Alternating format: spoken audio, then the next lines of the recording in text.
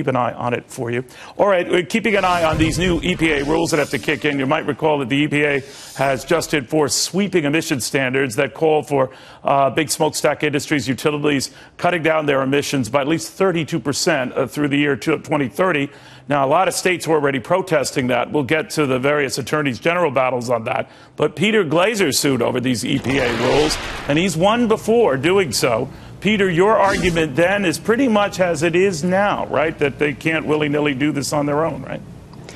Yeah, it's pretty much the same argument. It's an argument that EPA is asserting more power than Congress gave it under the Clean Air Act, that EPA has its own agenda. The agenda is not tied to the law. The Supreme Court agreed with that in the previous rule involving the mercury regulations, and that's pretty much the same issue under these new clean power plant regulations. You know, Peter, the industry comes back and says, this is over 15 years. What's Peter whining about? This is something that will take 15 years to be fully implemented.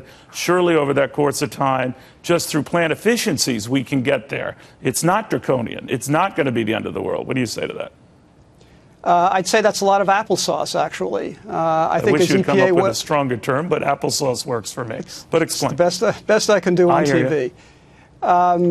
First of all, it's not 15 years. The compliance begins 2022, and as EPA well knows, the electric utility industry and the coal industry are highly capital-intensive industries. There's long lead times involved.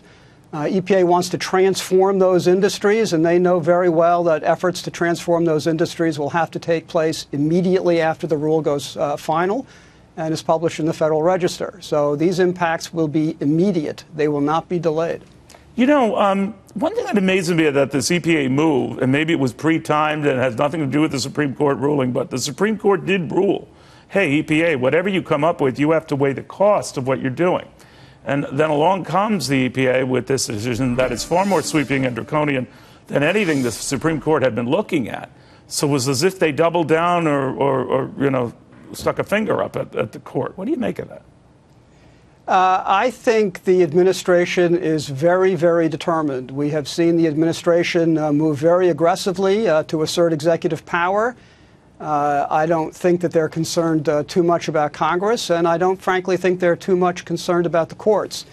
I mean, on this previous decision of the Supreme Court, the ink on the opinion wasn't even dry yet before EPA decided to move forward, and they actually said in their press release responding to the Supreme Court decision that, hey, you know what, we don't really care because it's been 3 years since the rule came out. It took that long to get the Supreme Court to act.